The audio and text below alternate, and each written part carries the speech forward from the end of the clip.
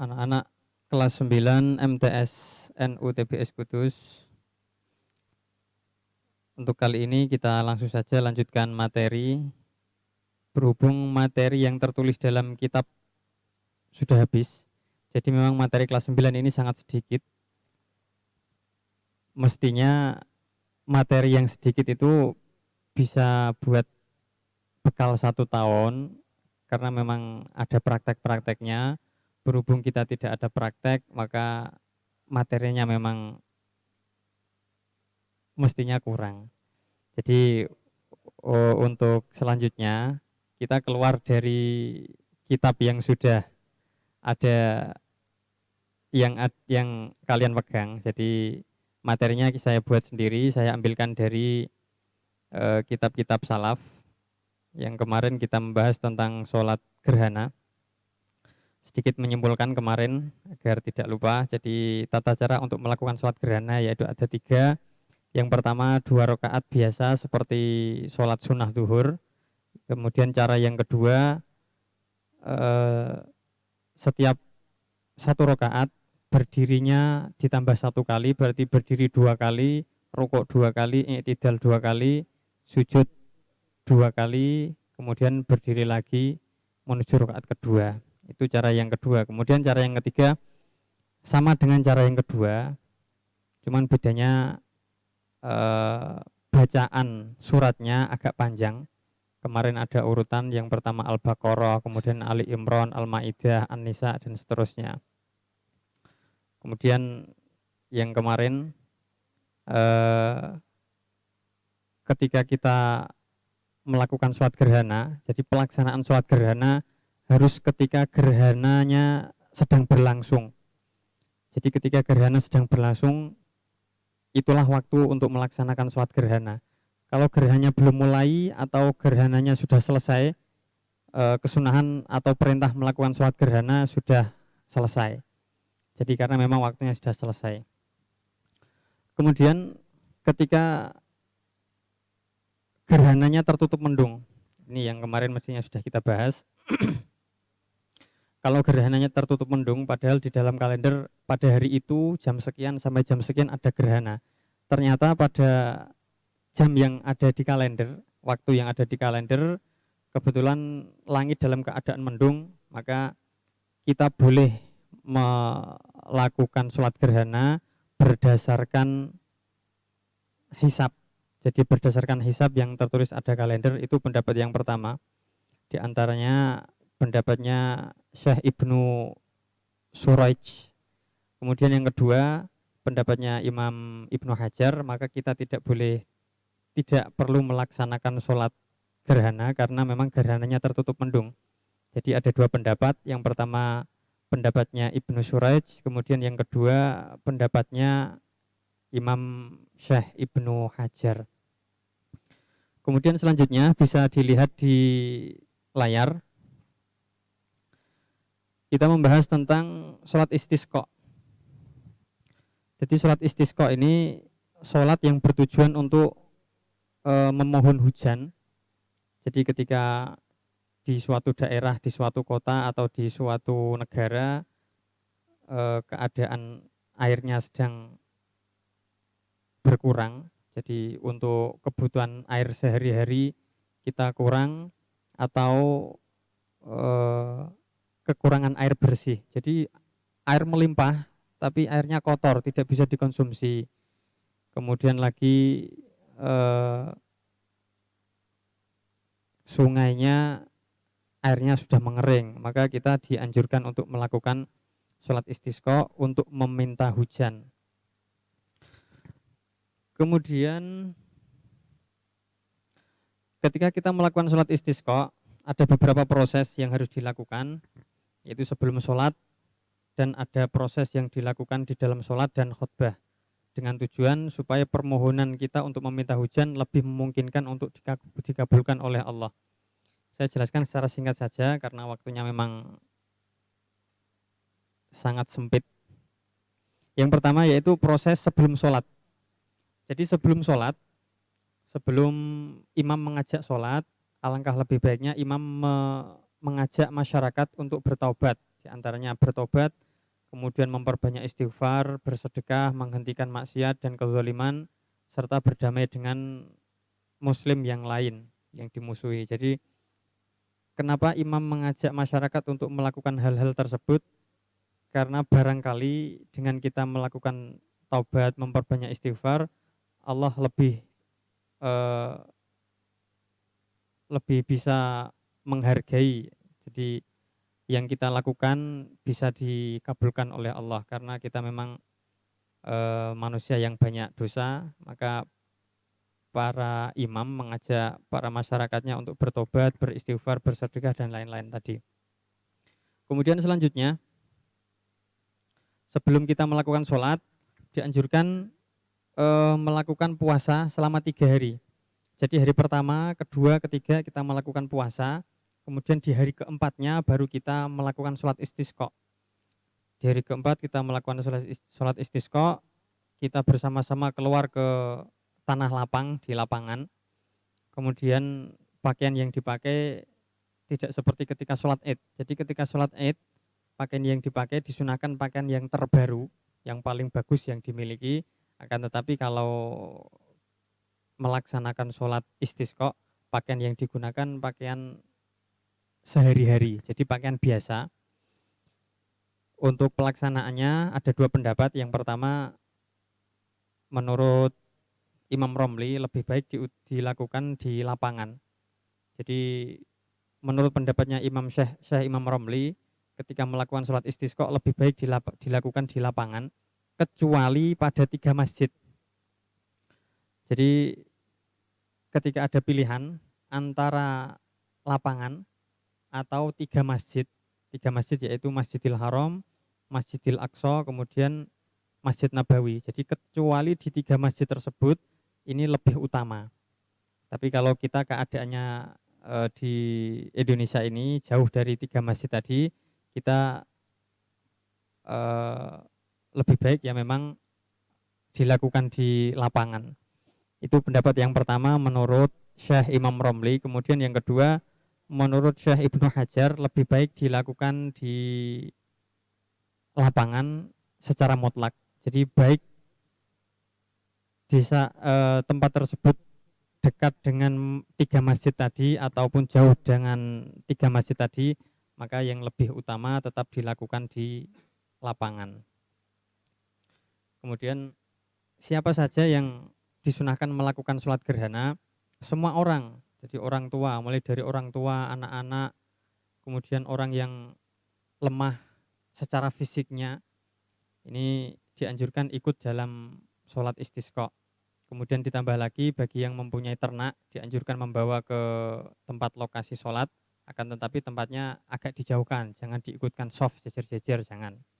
Jadi agak dijauhkan. Kemudian yang selanjutnya, itu yang tadi proses sebelum sholat, sekarang proses ketika sholat dan khutbah. Jadi jumlah rakaat sholat istisqa tidak khusus cuman 2 rakaat. Jadi ketika kita sholat istisqa kok 2 rakaat merasa kurang, maka boleh kita menambah lebih dari 2 rakaat. Jadi walatuh tasu rokaatul istisqai birokata ini. Jadi tidak khusus hanya dengan 2 rakaat, akan tetapi ketika kita menambahkan lebih dari 2 rakaat boleh. Dengan niat usolli sunnatal istisqai rokata ini makmuman atau imaman lillahi ta'ala. Itu kalau 2 rakaat, kalau 4 rakaat ya arba rakaatin. Kemudian yang selanjutnya tata cara melakukan sholat istisqa. Jadi cara melakukan sholat istisqa ini sama dengan ketika kita melakukan sholat id. Artinya pada rakaat pertama setelah takbiratul ihram kita menambah takbir 7 kali. Jadi sebelum kita membaca Fatihah kita membaca takbir sebanyak 7 kali. Seperti halnya ketika kita melakukan sholat id, sholat riyoyo, kemudian pada rakaat kedua kita menambah takbir sebanyak 5 kali. Jadi takbir 7 kali dan 5 kali tadi dibaca sebelum kita membaca Fatihah. Kemudian khutbah 2 kali. Jadi setelah kita melakukan sholat istisqa disunahkan khutbah. Jadi khutbahnya ini dilakukan setelah sholat yang lebih utama. Akan tetapi ketika khutbahnya kok dilakukan sebelum sholat, boleh, tapi hukumnya kurang afdol. Boleh 2 rakaat seperti sholat Jumat. Jadi di antara 2 khutbah tadi diselingi dengan duduk di antara 2 khutbah, atau 1 kali khutbah juga boleh. Yang intinya ada khutbahnya. Mengenai rukun-rukunnya sama dengan rukun khutbah Jumat, secara umum khutbah hukum rukunnya sama semua, yaitu ada 5. Di antaranya yang pertama hamdalah, kemudian sholawat, kemudian yang selanjutnya berwasiat takwa, kemudian membaca sebagian ayat Al-Quran di antara 2 khutbah, yang terakhir mendoakan kaum muslimin dan muslimat. Selanjutnya untuk khutbahnya sendiri, ketika sholat Idul Fitri kan pada awal khutbah yang pertama, dianjurkan membaca takbir sebanyak 9 kali. Kemudian yang kedua membaca takbir sebanyak 7 kali. Itu kalau khutbah Idul Fitri. Kalau khutbah sholat istisqa, takbirnya tadi diganti dengan istighfar 9 kali ketika khutbah yang pertama. Kemudian ketika khutbah yang kedua, istighfarnya 7 kali.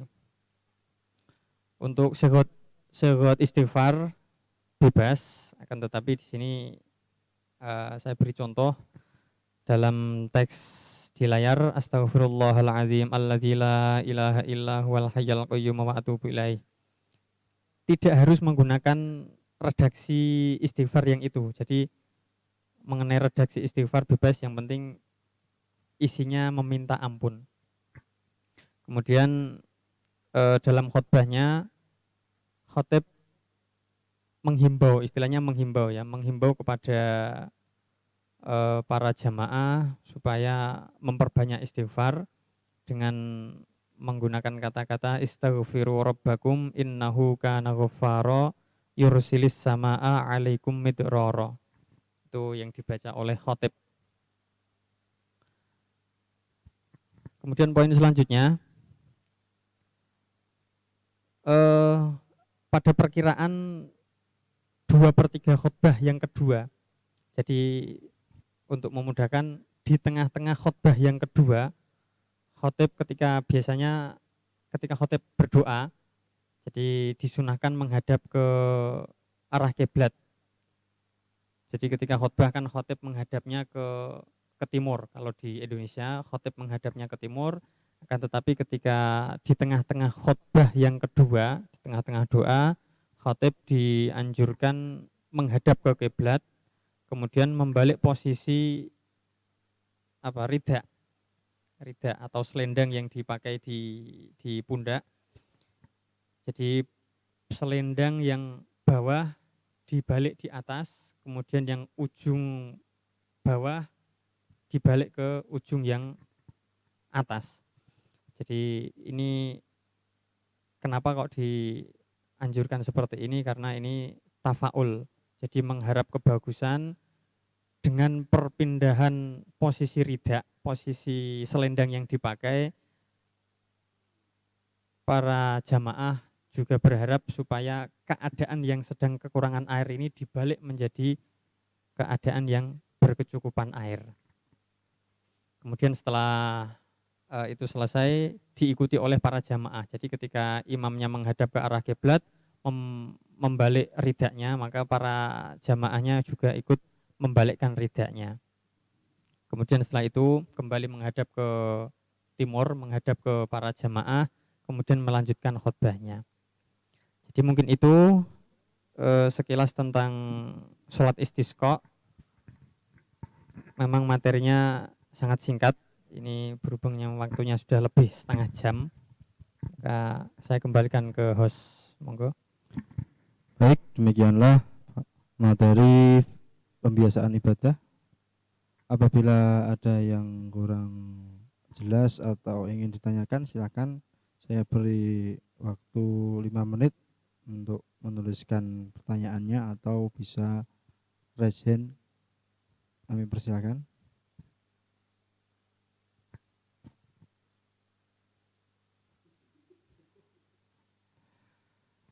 Ini berarti materi tambahan Pak ya? Nggak ada di Di kitab, luar kitab, di luar materi kitab. tambahan di luar kitab. Itu sebenarnya materinya sudah selesai gitu untuk semester ini. Iya, jadi dalam kitab pembiasaan ibadah itu mestinya materinya cuma beberapa.